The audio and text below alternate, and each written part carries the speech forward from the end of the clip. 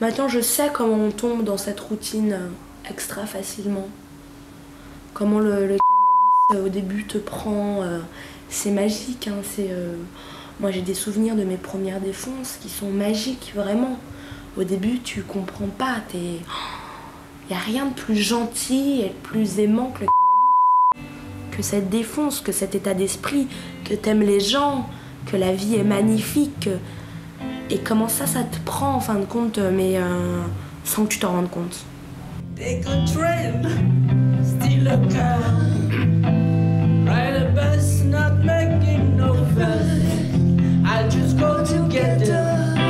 Quand je fume tout seul, c'est vrai qu'après, t'as du mal à rentrer dans quelque chose, tu vois, à rentrer vraiment dans un mode de pensée. Enfin, tu rentres dans un mode de pensée quand tu fumes, mais c'est complètement différent que... Je veux dire... Enfin, moi, moi, je voyais le résultat de ça, quand je méditais un peu tout seul, machin, avec des bédos, c'est vrai que c'est complètement différent, tu vois.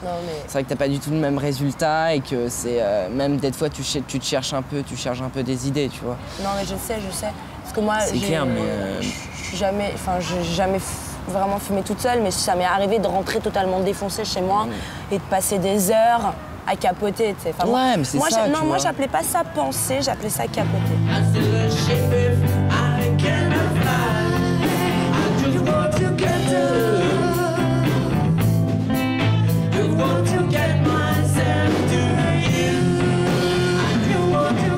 Comment on communique avec quelqu'un qui est stone, qui a fumé? Est-ce qu'on peut communiquer quand on ne l'est pas soi-même, ou est-ce que c'est impossible? Alors, ce que je vous propose, c'est d'essayer de mettre en scène quelques petites situations autour de ce sujet-là. Si dans vos copains, par exemple, il y en a qui fument, et que vous êtes là, vous arrivez, et non, vous êtes clair, quoi. Comment ça se passe? Alors, qu'est-ce que vous pourriez imaginer, là, tout de suite, comme petit scénario, hein, si on devait faire un scénario autour de cette histoire-là, autour de communiquer la relation, le joint, fumer, pas fumer, comment ça se passe? Qu'est-ce que vous imagineriez tout de suite, là? Déjà, on pourrait imaginer 3 personnes, un non-fumeur, un fumeur occasionnel et un fumeur intensif, on va dire. Ouais. Et on se connaît ou pas? Oui, on se connaît. Ah bah oui, quand même, hein. Donc Rachid, Elena joue Morgane et Maud joue Mathilde. Prêt? On y va. Quoi de neuf? Rien, toujours en train de fumer, rien d'autre, les cours, ça me barre.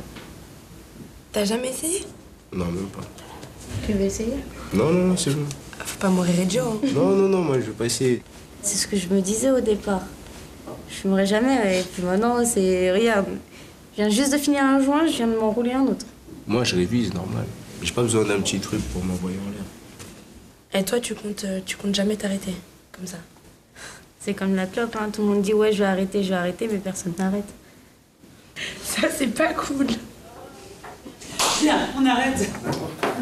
Ça me fait bizarre justement de jouer ça, parce que je me vois en fait un peu plus, parce que je reproduis un état que j'ai beaucoup côtoyé, et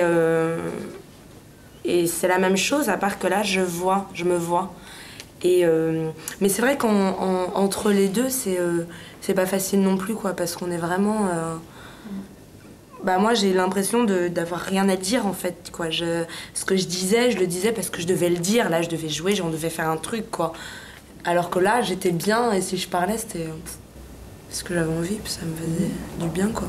Qu'on fume ici ou qu'on vient au collège en ayant fumé, comment ça se passe? En général, les gens, ils sont pépères. Ouais. Ouais, je sais pas, ils ont fumé, ils ont leur dose, ils sont dans leur coin. Ouais. Je sais pas, dans le lycée, quand il y a des gens, ils fument, après, on les remarque pas. On les remarque plus après? Ouais, on les remarque pas, tout court. C'est comme s'ils n'avaient pas fumé. Ils sont avec leurs potes en train de parler, normal. Voilà, c'est tout. Ils sont dans leur coin. Ouais. Mais on peut savoir... Oui. À quoi on repère, alors? Par exemple, entre vous, gens du même âge à peu près, qui êtes dans le même lycée, à quoi vous repérez ceux qui fument et ceux qui fument pas, s'ils sont normaux? Parce qu'il y a un coin fumeur, en fait.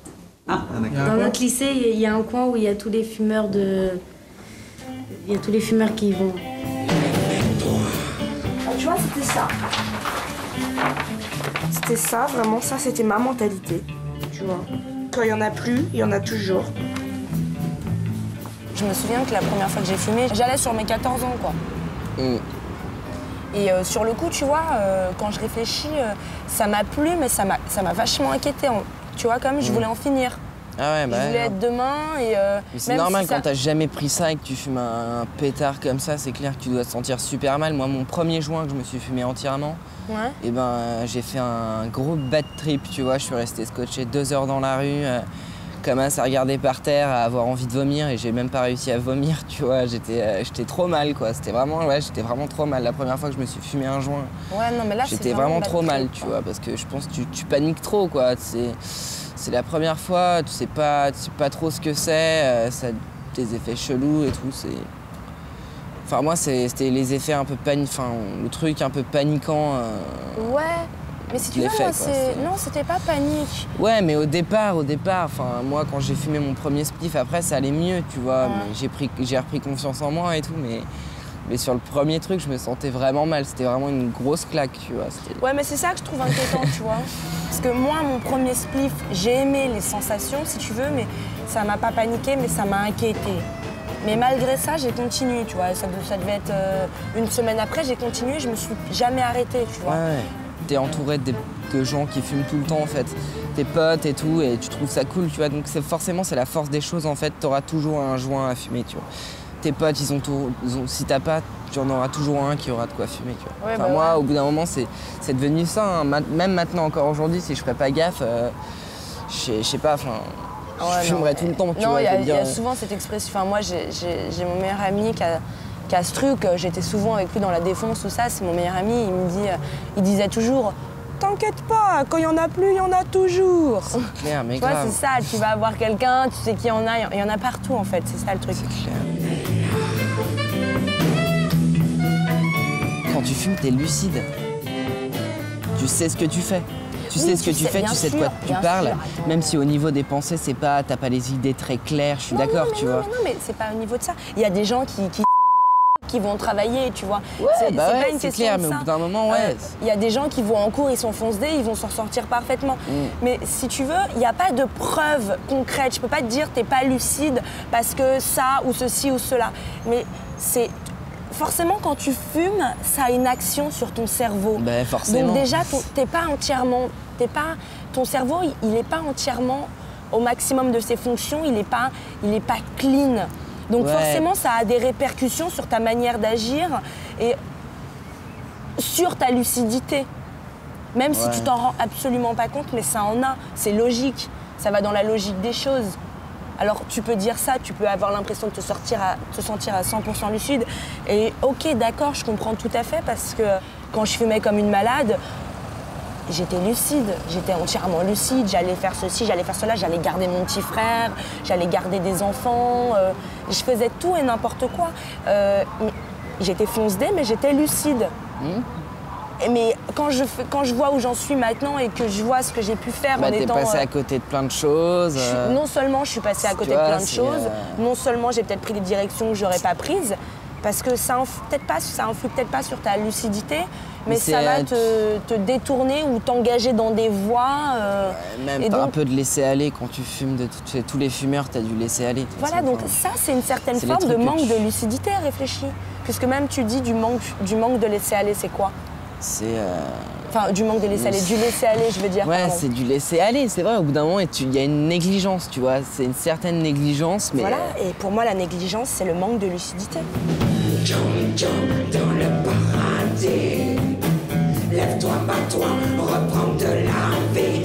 On connaît accident, ça fait mal, crois-moi. Aux tragédies, on est là-bas, toi. Lève-toi, bats-toi, reprends la vie du combat. Tes mains se casser là pour toi.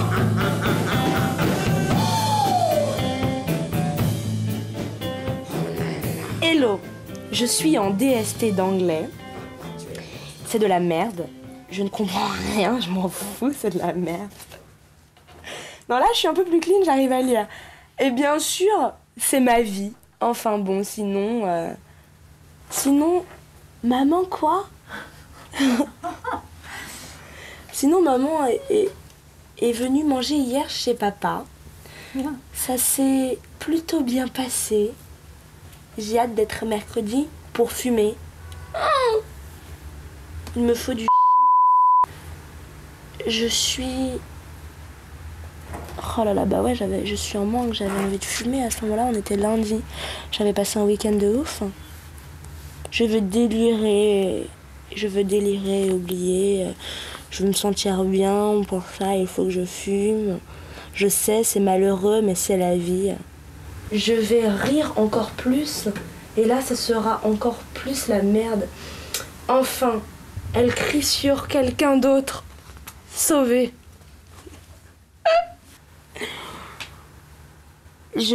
Quoi, la vie est courte, il faut en profiter. Tous ces gens qui ne fument pas, pour moi, ce sont des vieux aigris.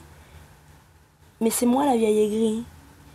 C'est moi qui ai besoin de ça pour être bien. Donc je me rendais compte quand même.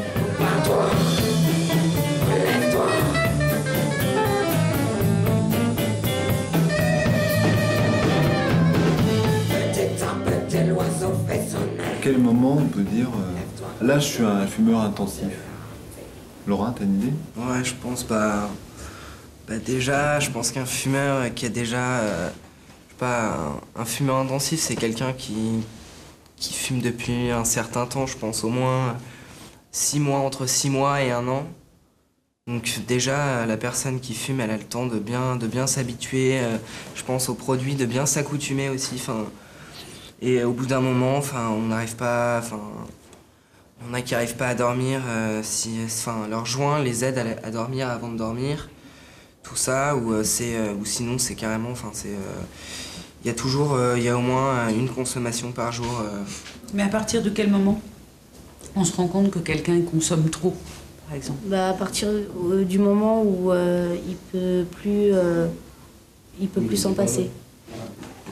À partir du moment où il peut plus s'en passer, à partir du moment où il est dépendant. Mhm. Donc on devient dépendant?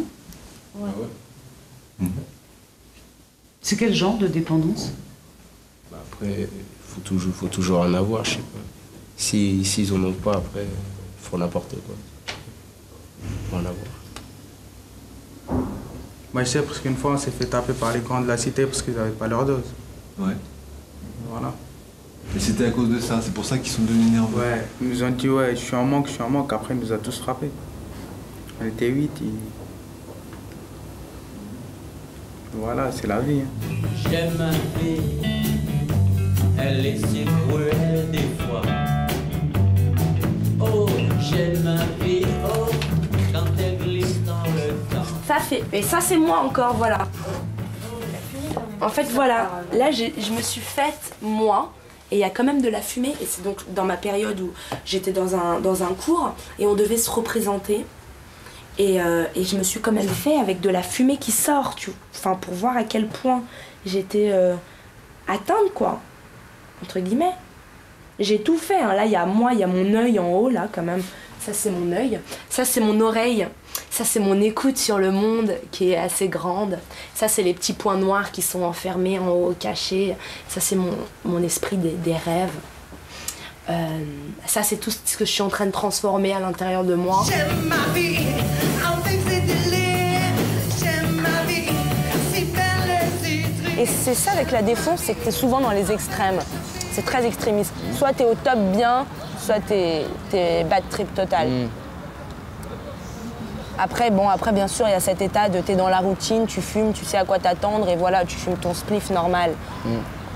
Mais bon, moi je pense que même à ce stade-là, il faut se méfier parce qu'on peut toujours avoir un truc comme ça là qui tombe dessus et tu comprends pas.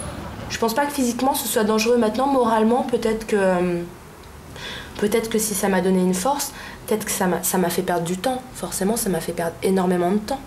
Pendant ce temps-là, j'étais pas en cours, j'étais pas en train d'apprendre, en train d'assimiler des trucs qui vont me servir plus tard parce que j'en veux dans la vie et que j'aurais pu apprendre des choses entre-temps. Et j'ai rien appris là. J'ai passé 3 ans de défonce à délirer et j'ai pas vraiment appris grand-chose en fait. Voilà. Donc je garde ces séquelles-là, morales surtout, mais pas physiques, je pense pas. Je pense pas physiquement. Non, je pense que ça a aucune répercussion. Non, j'ai perdu quelques neurones sûrement, non? Non, je sais pas. Moi, je crois que j'ai cramé quelques neurones quand même. Quelques fusibles, des connexions. Quand tu vois un petit peu plus les effets du cannabis, quand tu regardes, quand tu lis des trucs, c'est une substance psychotrope, bref, on s'est compris, qui va agir sur ton cerveau. Sur ton cerveau. Tu vois?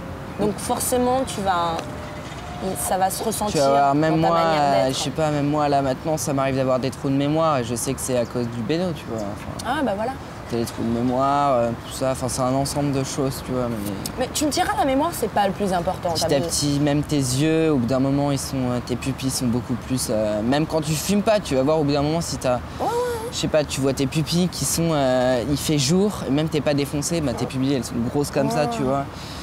Et, non mais. Tu vois. Enfin, moi, je suis pas allé jusqu'à ce stade-là, je pense. Tu vois, j'avais pas les pupilles grosses comme ça, mais. Non, mais... Moi, j'ai parlé avec des médecins qui voyaient ça tous les jours, tu vois. Elle est si belle, j'aime ma vie, faut pas la gâcher. Ah non, j'étais pire qu'atteinte là-dessus. Faut pas la gâcher, faut pas la gâcher. J'arrive à retrouver l'ivresse naturelle que j'avais quand j'étais toute petite, quand j'étais enfant. Que je rigolais tout le temps, parce que je crois qu'on a tous une sorte d'ivresse naturelle et quand on fume, on perd ça. On a l'impression qu'on a besoin de ça pour rire tout le temps et en fait non, on n'a pas besoin de ça. On s'en rend compte après quand on arrête. Et maintenant je retrouve ça.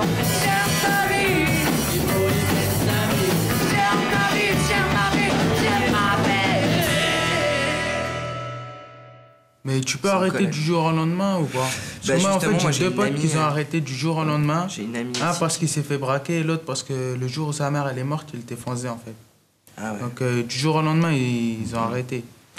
Je voulais savoir, psychologiquement, ça doit vous faire trop de mal, non? Moi, j'ai une amie qui, sans raison, justement, comme tu l'as dit, familiale, tout ça, a arrêté du jour au lendemain. Je sais même plus trop quelles sont ses motivations, mais je pense... Enfin, je pense que c'est comme tout le monde, il faut se ranger au bout d'un moment, je pense. Il faut se ranger, sinon forcément, je pense que même on devient un peu fou, hein. Je pense que si on fume toute sa vie... Moi, personnellement, j'ai fumé beaucoup, énormément, tous les jours, constamment, et j'ai décidé de m'arrêter comme ça. Et sur le coup, si tu veux, comme tu disais, par exemple, quand tu disais que tu t'étais fait taper parce qu'il y a des grands qui étaient en manque, je sais pas quoi, bah ça, je comprends tout à fait parce que s'arrêter comme ça, moi, je sais que je suis passée par une semaine de stress, stress total, tu vois, fallait pas me parler, j'étais agressive verbalement, il aurait fallu m'enfermer, tu vois. Et puis même, j'ai arrêté plusieurs fois avant sans ça, et j'étais stressée aussi, et je comprends tout à fait. Mais c'est vrai que c'est dur. Et puis après, il y a la tentation, tout ça, mais je pense que si on a vraiment décidé, c'est pas une de ces drogues dites dures qui va te mettre en manque physiquement, tu vois, c'est psychologique.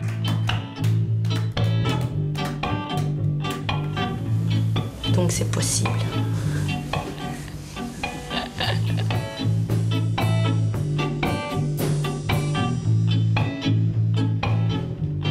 J'avais ma petite boîte, tu vois, d'ailleurs, c'est drôle parce que maintenant, il n'y a plus rien dedans. J'avais ma petite... Il y a un malabar, si. Il reste encore des brins de tabac, des trucs. Et ça, c'était la petite boîte qui était toujours pleine de cigarettes, de feuilles, de trucs pour faire cramer le shit.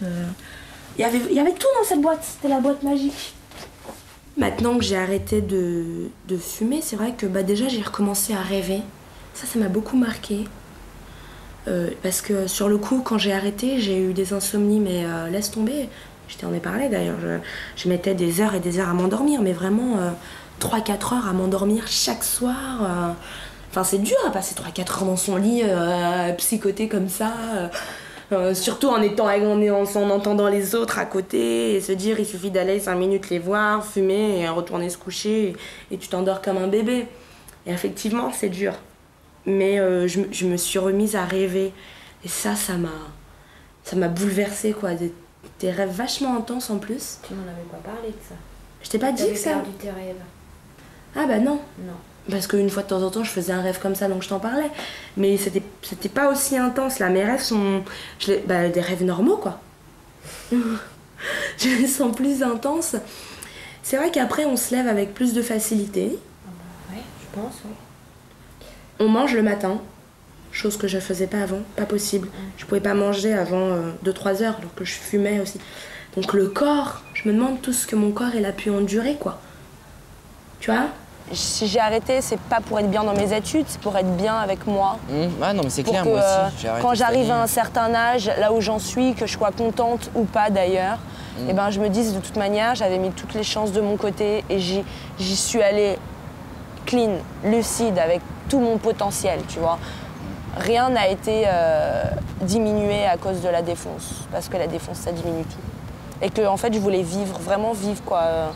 J'ai appris à redormir tranquille, à rêver. À rêver, tu vois, ça aussi, ouais. Ça y est, t'es foncé, tu rêves plus. Tu rêves plus trop, ouais, c'est vrai, les rêves. Les rêves, tu connais même plus. Ça m'arrive de temps en temps, mais c'est vrai que je rêve, mais 10 fois moins qu'avant, quoi, c'est vrai. Tu veux pas t'arrêter de fumer pour rêver de nouveau.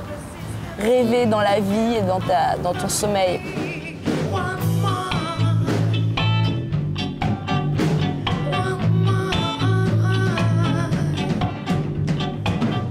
Je me suis rendu compte que j'avais des buts dans la vie et qu'il fallait que j'y arrive.